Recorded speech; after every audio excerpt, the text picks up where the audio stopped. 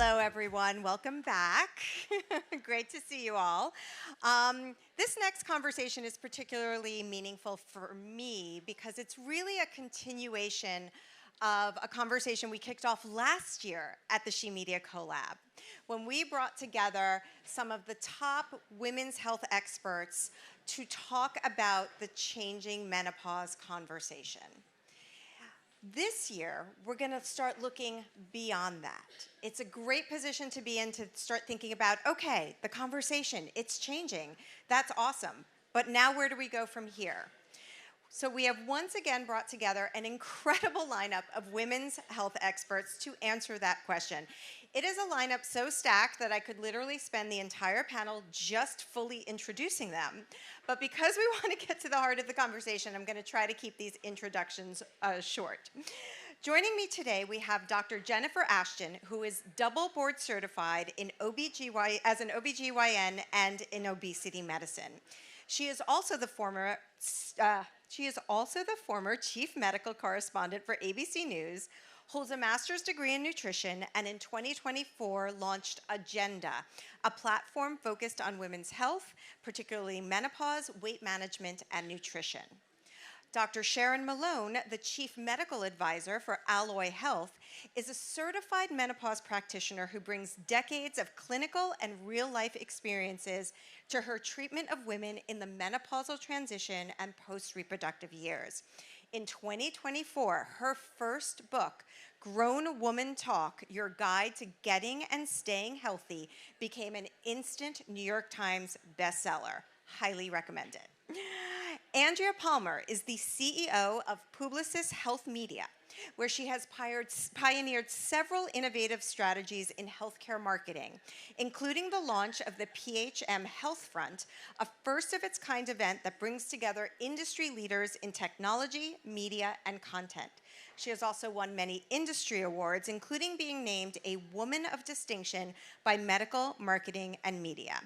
And now this list is so long, I have to turn the page. Shannon Watts is the founder of Moms Demand Action, the largest grassroots group fighting gun violence in the United States. She has been named one of Time's 100 most influential people, a Forbes 50 over 50 changemaker, and a Glamour Woman of the Year. Her next book, Fired Up: How to Turn Your Spark into a Flame and Come Alive at Any Age, will be released this summer. And finally, we have Hanneke Willenborg, the CEO of wellness company Ollie. She has previously held executive positions at companies as varied as Ben & Jerry's and Seventh Generation, and takes great pride in Ollie's social mission of eliminating the stigma surrounding mental health and advocating for women's wellness. Please welcome Dr. Jennifer Ashton, Dr. Sharon Malone, Andrea Palmer, Shannon Watts, and Hanneke Willenborg.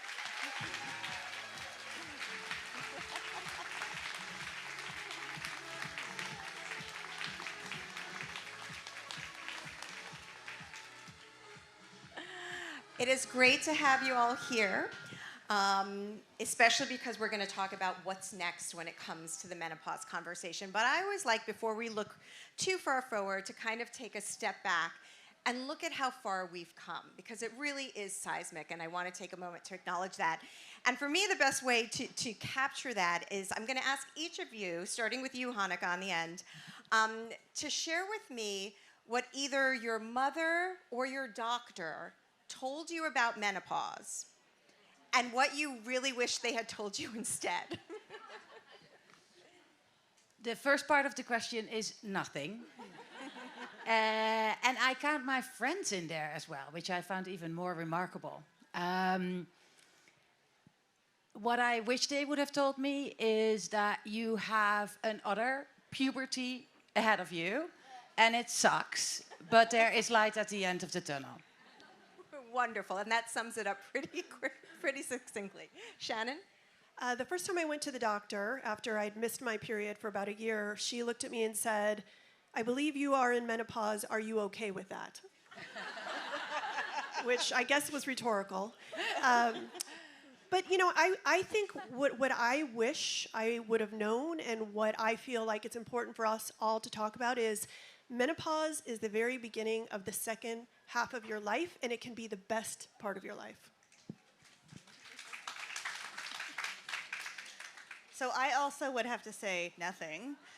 And I also haven't started menopause yet, fortunately. So no one told me anything.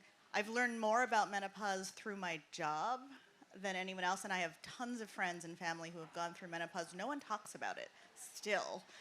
So I think that's a lot about what we're here to talk about, but nothing. My mom didn't tell me anything. I knew she was in it because she was complaining about it, but she didn't tell me what it meant, where it was coming from. You know, she didn't even really tell me anything more than the miserable symptoms that she was going through. So nothing.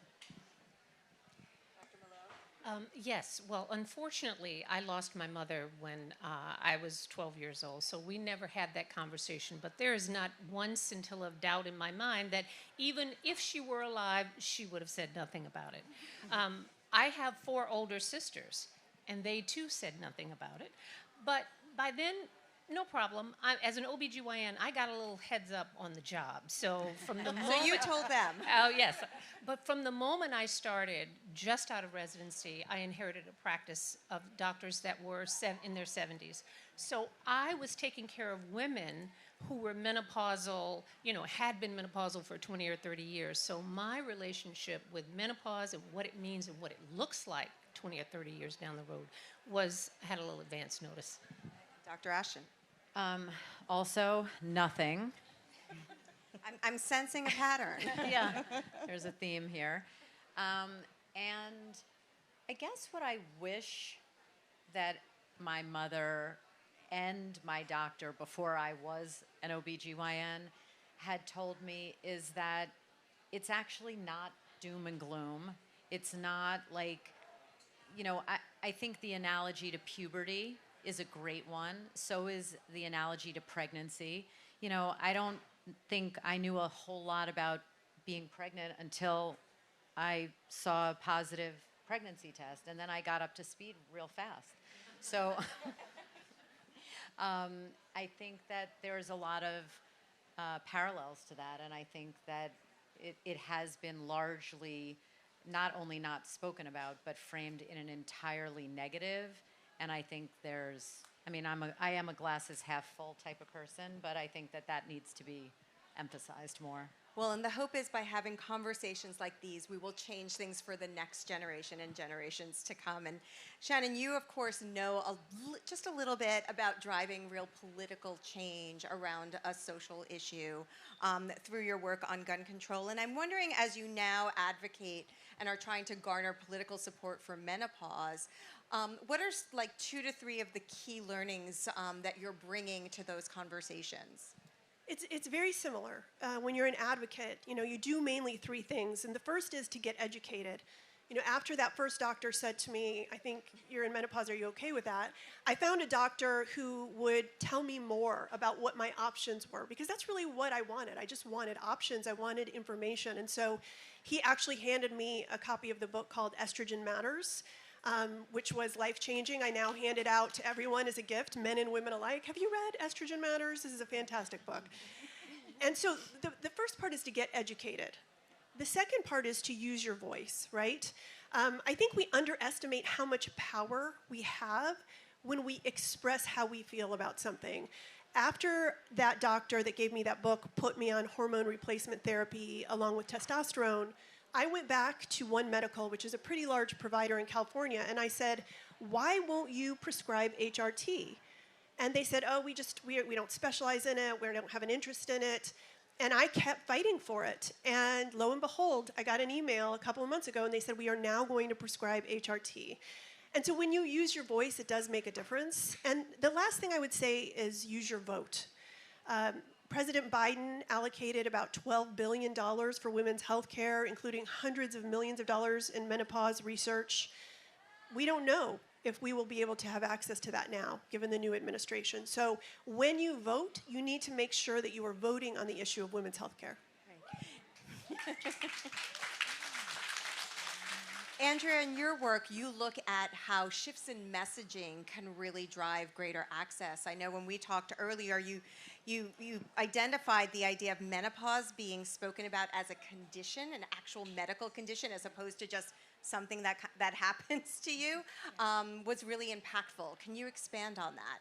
Yeah, absolutely. A couple of years ago, we launched one of the first medical advancements, true prescription FDA-approved products to treat menopause symptoms, and we launched a couple years ago.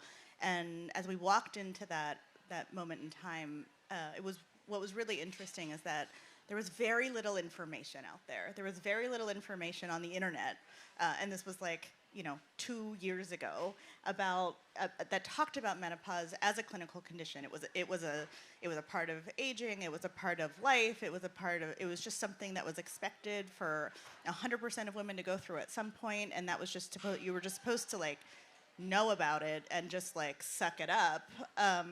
But here we are launching this, medicine, that requires a prescription, that requires a doctor, and how to bring that medicine to the general public was a really interesting exercise in understanding what we should expect to see and how long that was going to take actual culture to understand and adopt. So, obviously with any pharmaceutical product, when you start to market, you're looking for ultimately how that gets in the hands of patients and how it's changing lives and whether people are compliant on those prescriptions. But also, what was almost more interesting than how quickly people were able to get these new therapies was how quickly the cultural landscape was changing and our role in that as marketers, and how the messaging was actually influencing community acceptance and changing it from a taboo discussion to something that was widely discussed across small communities and large communities alike, and the social movements around it.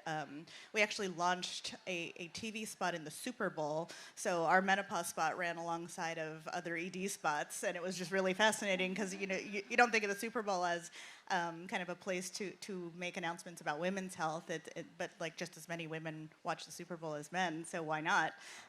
But it got a lot of press, it got a lot of attention, and I think it gave women permission to really talk about this as not taboo, and really think about how medicine, in addition to holistic therapies, in addition to hormone therapies, in addition to lifestyle changes, all of those things combined are appropriate treatments for menopause, and it is a clinical condition, and it is no different than men's health clinical conditions, and now we kind of gave it a platform and a voice.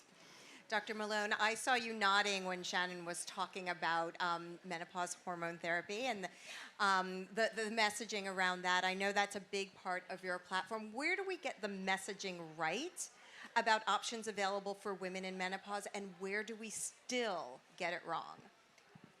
I talk about menopause incessantly, and what amazes me is that every time I walk into a room, and it doesn't matter whether I'm in New York City or whether I'm in Mobile, Alabama, women are sitting there like they have never heard this before. And I want to say, I'm an advocate for women's health in midlife, and hormone therapy is a huge part of that. And I think that this is something that has not been discussed, hasn't been offered to women, just as Dr. Ashton was saying, and it's sort of, we've known this. This is not new news. We didn't just discover menopause. It's been around. We're just acting like we did. We're acting as if but we're just giving voice to it, because I think that's so much about women's bodies. From the moment we hit puberty until we close our eyes as just sort of shrouded in mystery and shame and, oh, let's hide, let's not talk about that. But let me tell you what I think really animates me is that, and this is sort of my post-clinical life when I joined, a digital health company, because I want to educate women about their options for HRT.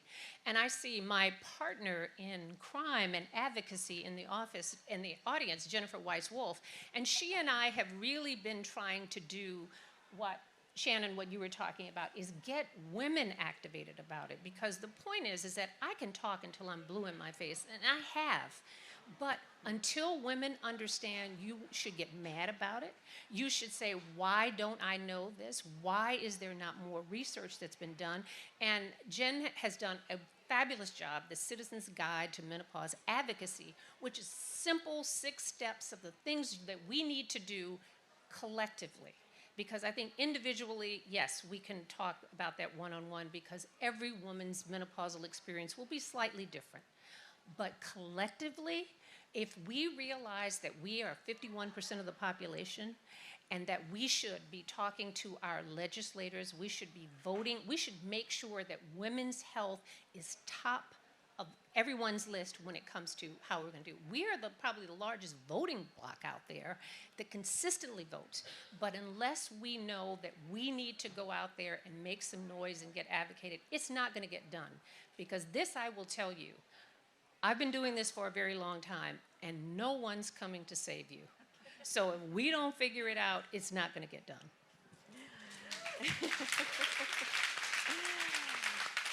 Dr. Ashton, I know that you talk to patients all day long through your work, and I know that you often see women approaching menopause through a lens of fear, through a lens of frustration.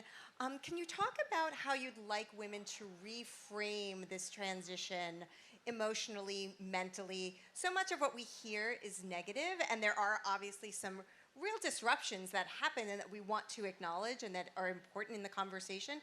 But what about the approach that women should take as they are entering this period? Well, I mean, first of all, I so appreciate all of the insights and perspectives that my co-panelists have shared already. They're all so important. You know, we obviously, just being in settings like this, are already moving the needle, right? If, as I said in my earlier panel, if everyone leaves and shares what they hear with 5 people, 10 people, that matters. But as someone that has communicated to millions of people every single day for the last 16 years for a living in my role at ABC News, and then also in a practice setting in my office, one-on-one, you know, now through Agenda, I think there are 2 aspects to this topic that are not yet really being explored in the way that they need to be. One has to do with the 49% of the rest of the population. Men are completely absent, with very few exceptions, in this discussion, and they cannot be. They cannot be. I don't know if they're afraid or if they have been tried to be participant and were berated, or a combination. They need to step up. There are a lot of our colleagues in women's health, in OBGYN, who are men. They are not using their voice. They are not using their platform.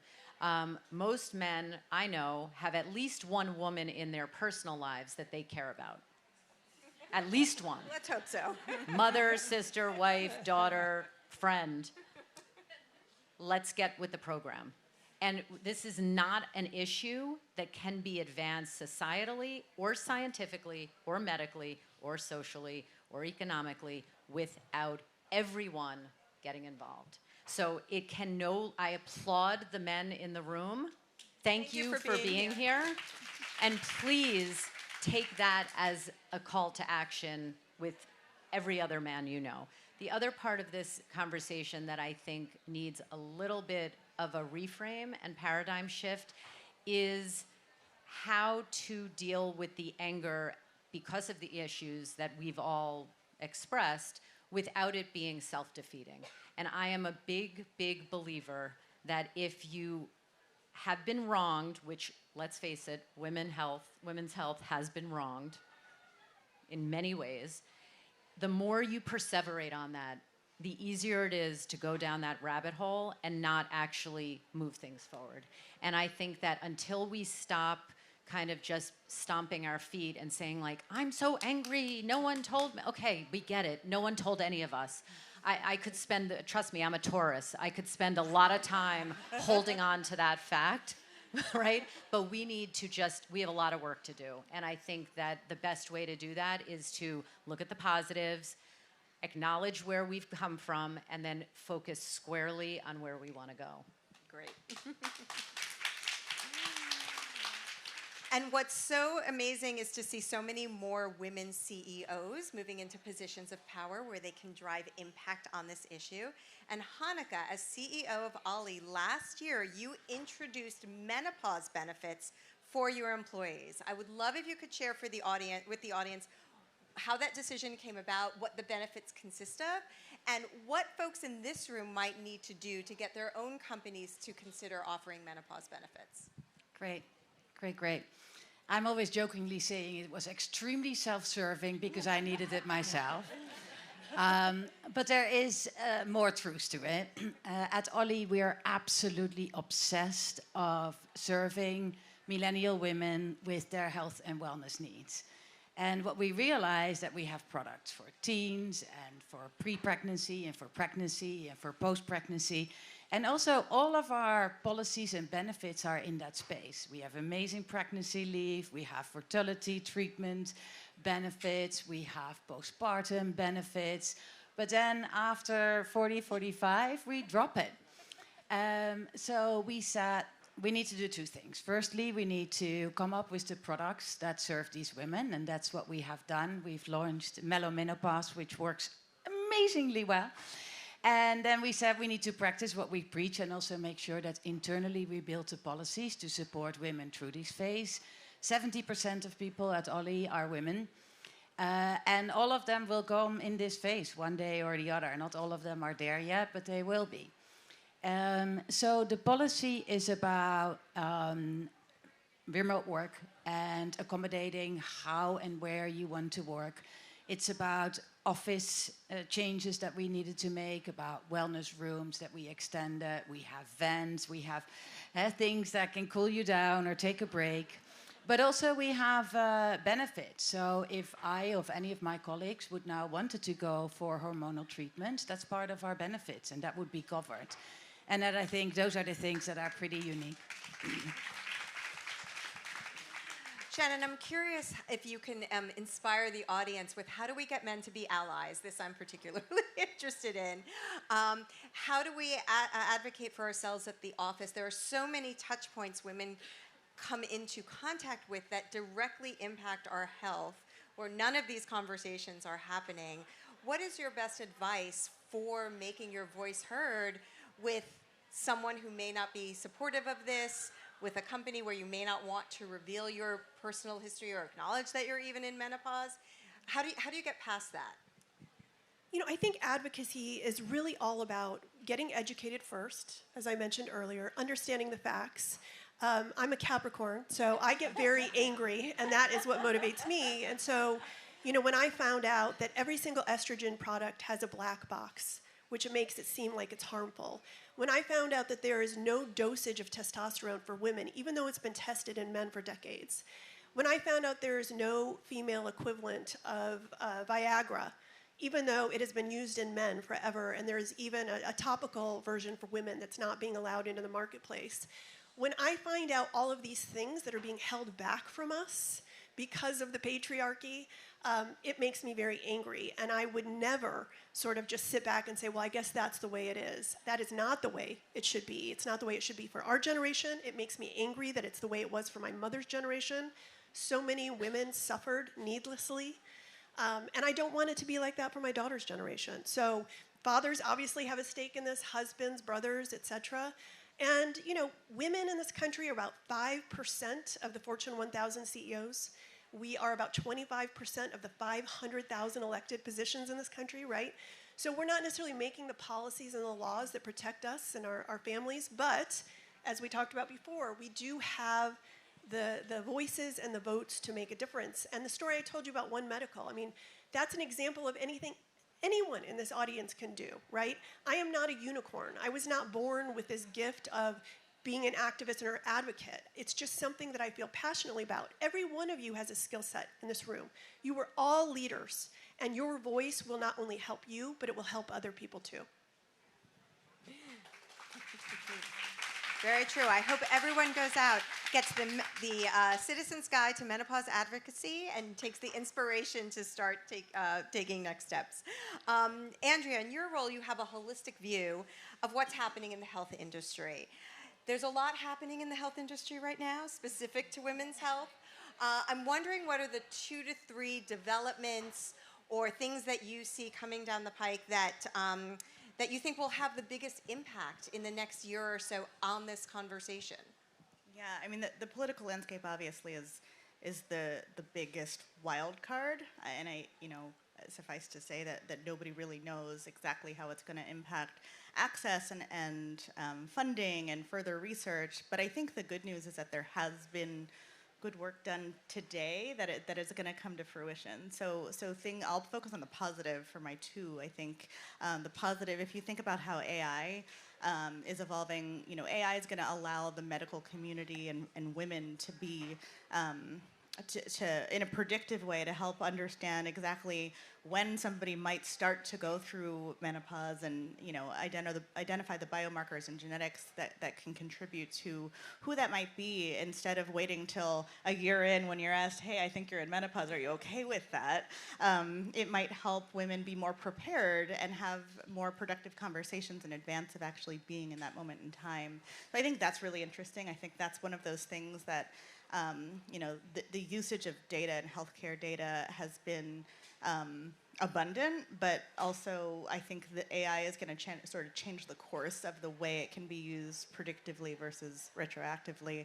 The second thing I think is a lot of the femtech, the emergence of femtech over the last couple of years, and the priority that's been given, and how menopause has been considered in that femtech space with some of the different wearables, some of the new startups that are giving priority to treating menopause symptoms in non-hormonal ways through some of these wearables, I think is really interesting. So who knows what the political climate's going to look like and what the administration's going to do. However, having said that, I do think there's a lot of really interesting advancements that are just going to help women understand more about what's going on and have more options. So I think there are more options now than there ever have been, and using data, using technology, it's going to help us, really lean in to kind of what can be done and do those things that are really personalized. By the way, does anyone think it's ironic we're talking about menopause and the room is like 95 degrees? Is that like a... I don't know. The air conditioning's on, Jen. What's going on? I was thinking the same thing. Right? It's a little hot up here. I mean, We need some fans. so a little touch of irony. As exciting as it is to hear about all of these innovations that are coming, I think we also have to acknowledge that when it comes to medical training of doctors, we really have not moved the needle at all. Dr. Malone, talk to me about the state of menopause education for healthcare practitioners. It's deplorable. But let me just say this, being one of the old people, there was a conversation about menopause before. So we've gone around the world and back again. So 35 years ago when I was in med school and we talked about menopause, and we talked about it from the standpoint of the preventative benefits of hormone replacement therapy. The largest study that was known to mankind, the only study that involved that many women, the Women's Health Initiative, was initiated in the early 90s. We could have had 30 years of data had that study not been stopped. But here's the problem. Not only did that study, the misinterpretation of the Women's Health Initiative, sort of thwart the education of a generation of doctors, because the notion that women think that hormone therapy is dangerous isn't a thought that you came up with. It was put out there by our colleagues in medicine. So, it doesn't help your heart and it's going to cause breast cancer. Well, that's a pretty potent message that is very negative for women. So this generation of women and the 23 years since then, and also the generation of doctors, also were not educated properly about how to treat hormone therapy. And for those of us who were around when that study came out and who had practiced before, in real time, we knew that that's not what the study said. The conclusions were not correct. Unfortunately, trying to have that conversation one-on-one with my patient, I couldn't convince my best friend. I was like, promise, it didn't say that. She was like, I don't know, the New York Times said so. And I'm like, no, it didn't say that. So I want everyone in this room to understand that the first thing that we can do is, one, correct the record. You know, because all of the things, you can pull up a website now and it will still say the same things. That warning, that black box label that says, oh, it'll give you cancer and heart disease and Alzheimer's, that's still there. And without a single drug, without a single trial that needs to, that needs to be done, and there should be, we can just right now educate women and educate doctors, because we have done a really piss poor job of that in this generation. And that's why so many women have suffered needlessly in these past 22 years. But this is also something that I think is really vitally important, is that we have got to start dispelling the fear element. You know, I think, and I have always thought, that women are more than capable of making decisions about their health care given good information. And we've been making decisions based on misinterpreted data, bad information, and that's why we are where we are. But I think that the first thing, and I think that we need to do, is change that narrative. I think there should be PSAs about this. Because if you educate women and you say, look, this is what it is, and I am convinced that what I think is not important, I am there to give you the information. And I think that you are all grown women and you can weigh the risks and benefits and pros and cons, and there is no other medication that I have prescribed that has way more side effects and way more long-term implications about the use of that medication that has engendered this much conversation. And I don't know, is something particular about women and hormones and sex? We can argue about what that is. But the reality is that we take many more medications that have less data on their effectiveness, short and long term, that are way more expensive than what we have, and then we sort of leave hormone in that don't take that, it's dangerous category. So we've got to change that, and I think that is something we can do today. We don't have to wait until another study. The thing that really I think annoys me is the fact that we don't know enough. We don't know enough. Yes, we do.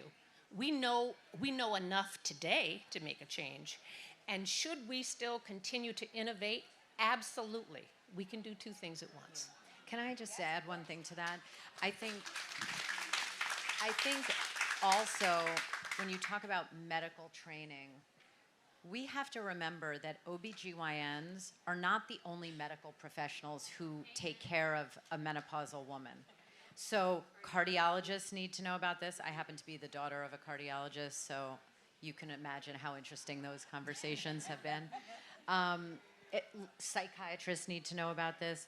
Literally any doctor who has a patient that is in the menopausal age range needs to be educated about menopause. This is not like reinventing the wheel. And I know that there are challenges to that for doctors who are out of training, because it's not easy to stay current in medical literature. You really have to kind of go out of your way. But I think there's a big opportunity there in the private sector and in the public sector to help other medical professionals who deal with the women in this age group do a better job. Yeah. And Dr. Ashton, just to build on that, in addition to the impacts of menopause on every part of our bodies, the one thing that frustrates me is that menopause hormone therapy is the only thing people ever talk about when it comes to menopause. And we know that there are other options, there are other solutions, there are other things we could be talking about with our doctors. So what are some of those things that you want to raise in conversation? You know, this is arguably one of the most important concepts in, I think, this gold standard in the practice of medicine. It's the way that Dr. Malone and I were trained and educated at Columbia. We both went to the same alma mater, which is to think like a doctor, you have to actually ask 4 questions, not 2. Okay, so it's not just what's the risk of this treatment? Should I do it? Yes or no. It's what's the risk of the treatment? What's the risk of not taking that treatment? What's the benefit of the treatment? And what's the benefit of not taking the treatment? It's 4 questions. And you should pose those questions to your provider whether they're recommending a CAT scan, a prescription, a test, a surgery, that is classic informed consent. That is the way it should be done. It is hardly ever done that way. Would you agree? I agree. Right? And you can actually, sorry to say it, educate your healthcare provider by saying, well, these are the 4 questions, so can you go through them with me right now? And you can quite literally lead her or him through those. They should be able to answer them for you. All practicing healthcare professionals should know the answer to those 4 questions. But that's how you can make a decision based on anything. And so whether it's surgery, fibroid surgery, it's not just this is the operation that I can do. It's what are all of the treatments, including not treating. That's on the list too. So I think it really, again, it starts with education. As Shannon said, yes, we would like our healthcare professionals to be classically trained in the right way, to be able to take a patient through that kind of thought process. But ultimately, now everyone in this room knows it's 4 questions, and you should have your healthcare provider help you go through that, because it's not robotic, and the answers may be different for different people. And can I just say something? But here's the rub. I agree wholeheartedly.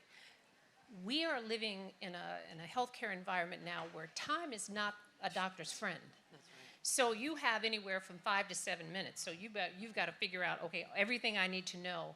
This is the opportunity that we have to be able to leverage the expertise of one doctor over hundreds of patients, over thousands of patients, because we have the ability with technology, we have the ability with AI, we have the ability with digital platforms to be able to do this.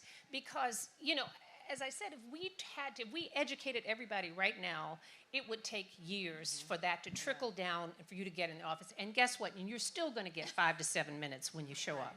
So this is where, again, it requires a little bit more active participation from the patients, because the education you can do on your own from trusted sources. Let's just say this, because there are a lot of things out there that you don't know what to believe. But if you have a trusted source, that is the most effective, efficient way to do it, because we can't grow any more doctors. Yeah. Shannon, I'd like to ask you about this idea of active participation, because my takeaway from this conversation is we all as individuals have a lot of work to do. We've got to be demanding research. We've got to be getting our doctors to answer the 4 questions and deliver the gold standard of care. And, you know, people are already overwhelmed, exhausted. How do you keep going? How do you maintain focus? How do you actually find your voice to ask for what you need? I mean, I think that's the beauty of being 50 and not giving any fucks anymore. I mean, is it not like I'm out of them? I think there's a certain amount of confidence you have when you're 50. And women have learned things, as we talked about, through whisper campaigns. And we deserve better than that. Every one of you in this audience deserves better than that. And I think it's revolutionary. I mean, if you're in Generation X like I am, there are 40 million of us going through menopause. We are the wealthiest, most active generation that has existed in America. We have about $15 trillion in spending power. That is a serious lever of power that we can pull. And I hope that, you know, I am doing what I'm doing right now until my last breath. I want to be learning and doing. There are some people who are telling us that after you're 50, you're basically just a babysitter, I guess, for your kids' grandkids. I don't want to just be that. I want to be a lot of things, and you have to be healthy in order to do that. And if there are different treatments and there are research and there are ways that we can improve our quality of life, we have to demand that. I'm just going to give you one more quick story. I have a kid who has an eating disorder. And they relapsed once after they went to a doctor, and the doctor weighed them and told them what their weight was. And I went to my doctor and I said, I want the choice of whether or not I'm weighed, and I want the choice of whether or not you tell me my weight.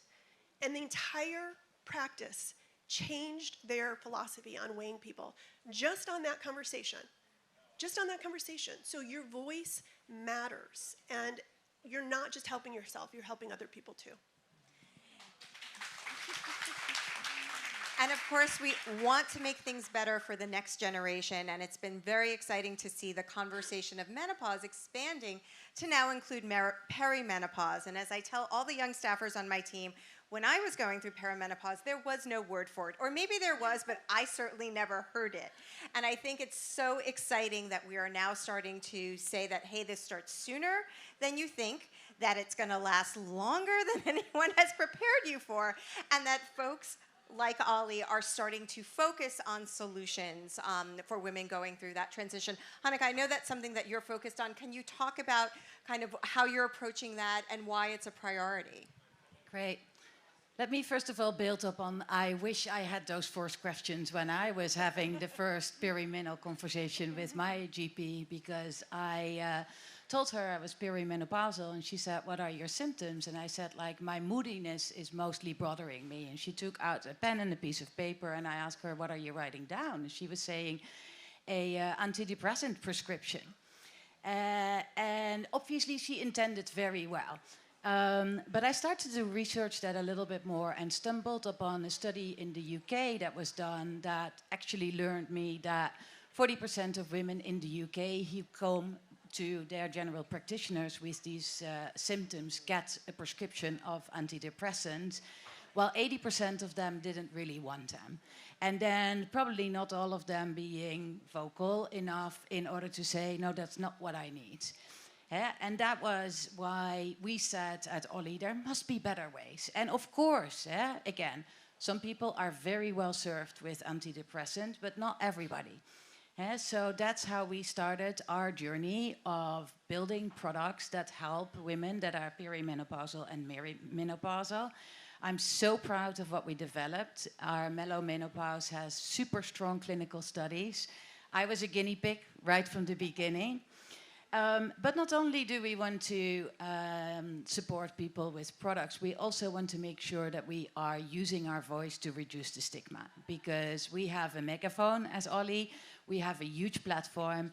We want to use that voice not only to reduce the stigma, but also educate in a way that is lighthearted, that is empowering, that is relatable, so people can get better educated. And that's a role that lots of brands have, but we have as well. Yeah.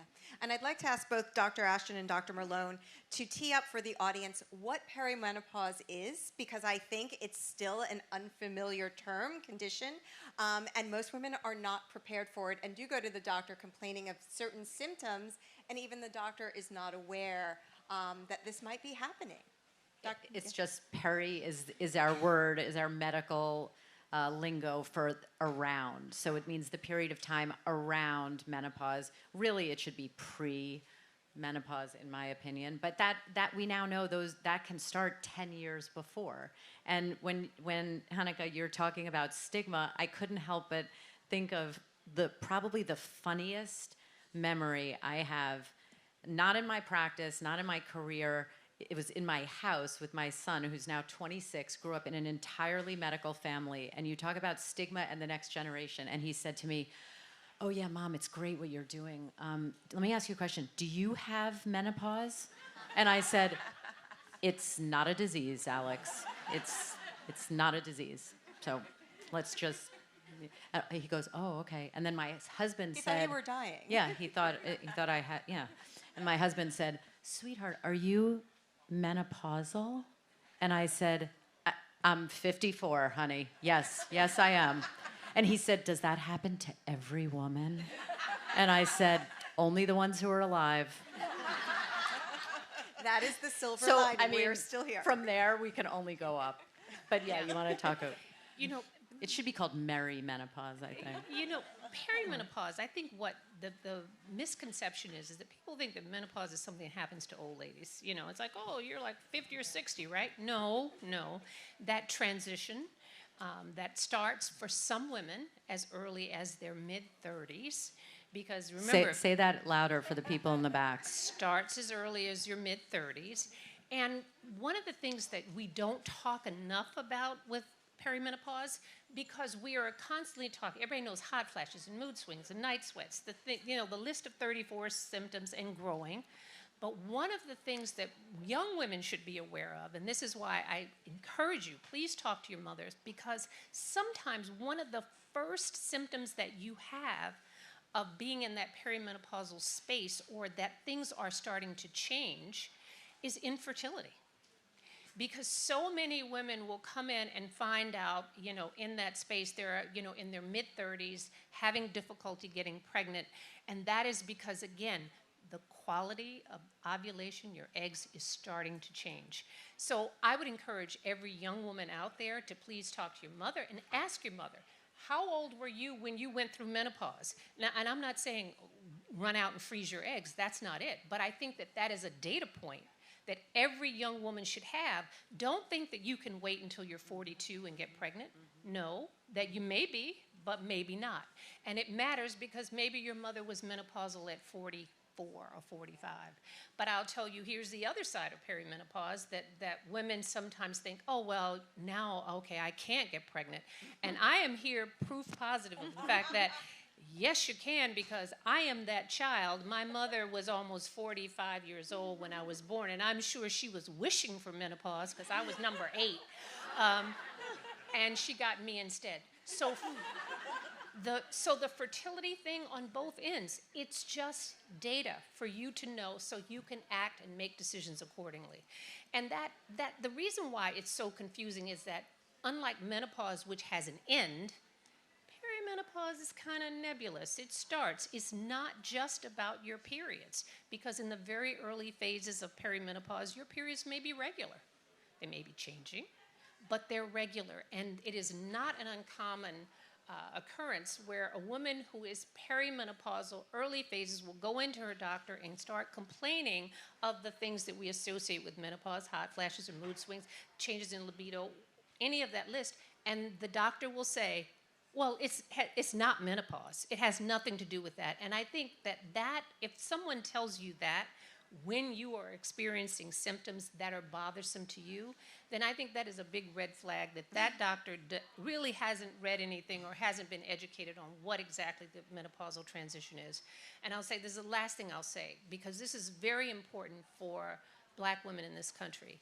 Even though we say the perimenopausal transition can last anywhere from 4 to 10 years, for Black women, it is closer to 10 years. So that means that is a lot of time that you are in this transition having any one or multiple of those symptoms, and they can go on even after menopause. So for the people who suffer the most, their symptoms are more severe and they start earlier. Black women are least likely to get a prescription for hormone therapy or to even have their issues addressed. Now, some of it is because we don't know. That's why education is important. You should bring it up because your doctor may not bring it up with you. So this is why, again, education is important. We all should know what it is. Talk to your mother, and don't be surprised if your mother says, oh, I didn't go through menopause. I'm like, she did. She did. And of course, as has been brought up by several of the panelists, breaking down stigma around these conversations, so key.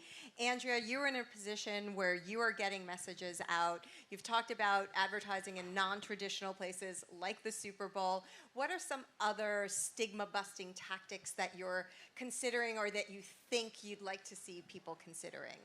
Honestly, I think the age of the influencer community is a wildly positive thing for this particular category, because it brings a human voice and a human element and a community to something that, as you said, 51% of the population is going through, and 100% of those people who are living are going to go through it. So giving it a voice and giving it a platform, I think, has actually done wonders. And as I said before, when we started really marketing in this space, there was no information. And the most interesting change to be able to watch was the over time inclusion of better information and the medical information that started, where it didn't have a home anywhere.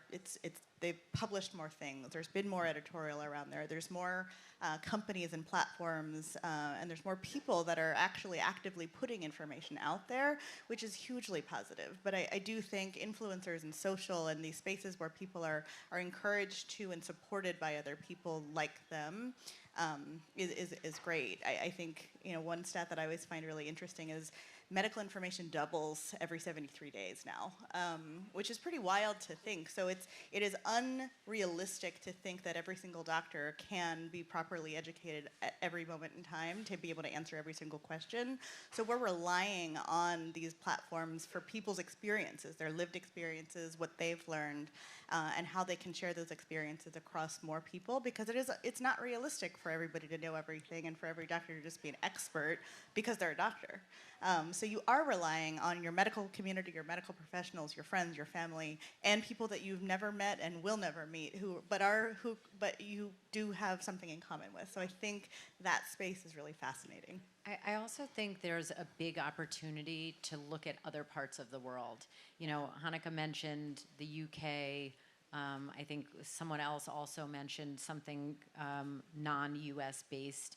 I think I shared with your team on our call before, I have just sold a 5-part menopause docuseries to Hulu that still trying to get financed, by the way, if anyone would like to finance it, where we are going to Saudi Arabia, the UK, Korea, Brazil, and the US, and we are going to be talking to doctors as well as women and talk about how they're handling menopause in different parts of the world, because we cannot be siloed and just look at what's happening here. A lot of places are ahead of us. I mean, if you had told me that I would have said the UK is ahead of us in anything having to do with potentially below the waist pelvic issues like menopause could be related to, I would have laughed. But they're ahead of us. They're legislating it. They're doing a lot in their entrepreneurial space about it, in their medical space. And I think that we would be served well to look at other parts of the world and learn from their experiences. In Saudi Arabia, they used to call menopause the age of despair. Now it's gotten a rebrand. So anything is possible. Well, I started this conversation by saying we have made a lot of progress since we had this conversation a year ago. And I'd like to end the panel today by asking each of you, if we were to come back next year to South by Southwest for another menopause panel, what would you hope the focus of the conversation would be, or what would be one highlight that you would be so excited to be able to call out? Hanneke, I'll start with you. Yeah, what I would wish is that we continue to have the conversation of making sure we build workplaces where everybody can show up as the authentic version of themselves. No matter your gender, your race, your age, your whatever else, right? So that we create and safe spaces where people feel seen, heard, and can be their authentic self. That's my biggest wish. My second wish would be that lots of people are going to find their ways to our amazing support product. So go check it out. Shannon?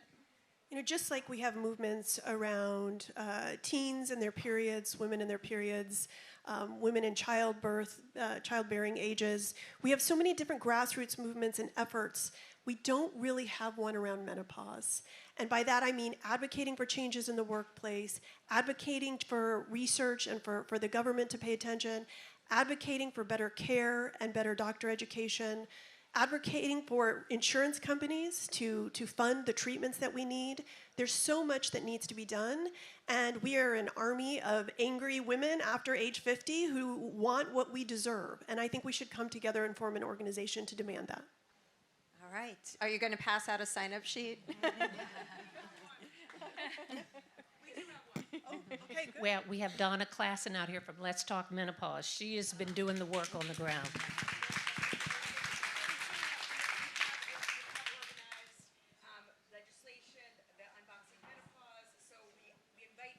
Okay, we have one. Come see Let's this person connect. right here to sign up. Right here. All right, Andrea? I think less red tape, and we didn't talk a whole lot about it, but even knowledge isn't always all the power that we need. So I think less red tape from the insurance community, et cetera, but even when you know, sometimes you can't access. So being able to actually have access to the products, being able to get them simply and seamlessly, just the same as you would for anything else, have them covered, have the appropriate, institutional support to get to make it not a fight, I think is huge. So we're sort of early in this journey of it becoming of menopause being realized as like at the institutional level. So I think less red tape would be what I would wish for. Dr. Malone. You know what I would wish for? Something that we have really been paying attention to at Alloy Women's Health, and that is democratizing access to information and care. Because I think that it matters. What you will hear and what you have access to depends upon where you live and whether or not you have doctors who know what they're doing. And that should not be the case. You shouldn't be penalized because you don't live within 20 miles of a doctor who is menopause trained. So this is where I would like to think that next year, that when we get here, that we are able to say, look at this, we have harnessed the technology and we are able to make sure that every woman, not just women with access and the women who can come and sit in this room and can pay to do this, and maybe you can't afford a menopause doctor who costs $2,000 for a consultation. Every woman should have access to the information and to medication or whatever it is that they decide. And that is what would make me happy if I come back next year and it said we've at least moved the dial on making sure that every woman has access. Dr. Ashton. I guess I would hope that there's a man sitting on this panel, and I am volunteering right now to give up my seat for a man to sit here and be part of the conversation. And by the way, it can't be a male OBGYN. That's too easy. I think we need to hear from a man whose partner is going through menopause or whose sister or friend of what it's like for them. That is an important part of this issue that no one has really cracked the surface of yet. And again, to sound like a broken record, it's going to be much easier to move this forward if everyone comes to the table, just like we would support any male cause. When you stop making this just a woman issue, unfortunately or fortunately, I think that's when the change is going to happen. So anyone who wants to take my seat next Join year, our male menopause volunteer panel. now. I don't think they asked us about Viagra, but that's But we could talk about that. I'm sure there's some women that might have had something to say about that. Yeah. That's right. Well, my wish next year would be just to have more science explaining what happens with our bodies during this transition, before, after, just any more information. There are so many incredible scientists and doctors working on figuring this stuff out, and it would be really incredible, I think, to actually announce that we have discovered and figured some things out, because we've been waiting a long time to know that. So on that note, I want to thank Hanneke, Shannon, Andrea, Dr. Malone, and Dr. Ashton for joining us today, and thank you all for being here.